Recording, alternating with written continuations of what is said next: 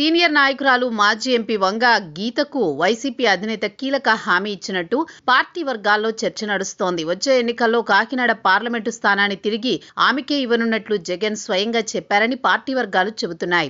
గత ఎన్నికల్లో పిఠాపురం నియోజకవర్గం నుంచి పోటీ చేసిన గీత డిప్యూటీ సీఎం జనసేన అధినేత పవన్ పై పోటీ చేసి పరాజయం పాలయ్యారు. వాస్తవానికి గత ఎన్నికల్లో కూడా కాకినాడ నుంచి ఎంపీగా పోటీ చేయాలని గీత భావించారు. కానీ నియోజకవర్గాల మార్పులో భాగంగా ఆమెను పిఠాపురం నియోజకవర్గానికి కేటాయించారు. కానీ ప్రస్తుతం పిఠాపురంలో తాను పోటీ చేసేదే లేదని గత కొన్నాళ్లుగా గీత చెబుతున్నారు. ఈ నేపథ్యంలో ఆమె నియోజకవర్గంలో కూడా పర్యటించడం దాదాపు తగ్గించేశారు. ఏదో మొక్కుబడిగా పర్యటనలకు వెళుతున్నా పార్టీ కార్యకర్తలకు నాయకులకు మాత్రం అందుబాటులో ఉండడం లేదన్నది వాస్తవం. ఈ నేపథ్యంలో వచ్చే ఎన్నికల నాటికి తనకు కాకినాడ ఇవ్వాలని ఆమె పట్టుబడుతోన్న విషయం గత కొన్నాళ్లుగా పార్టీలో చర్చనీయాంశంగా మారింది. దీనిని దృష్టిలో పెట్టుకుని ఇటీవల గీత దంపతులు జగన్ ను కలిసినప్పుడు వచ్చే ఎన్నికల్లో కాకినాడ నుంచి పోటీ చేసేందుకు అభయమిచ్చారని పార్టీ వర్గాలు చెబుతున్నాయి. ప్రస్తుతం కాకినాడ ఎంపీగా జనసేన పార్టీ యువనేత తంగెళ్ల ఉదయ శ్రీనివాస్ వ్యవహరిస్తున్నారు. ఈయనకు బలమైన పోటీ ఇచ్చేలా గత ఎన్నికల్లో చలమలశెట్టి సునీల్ ను వైసీపీ రంగంలోకి దింపినప్పటికీ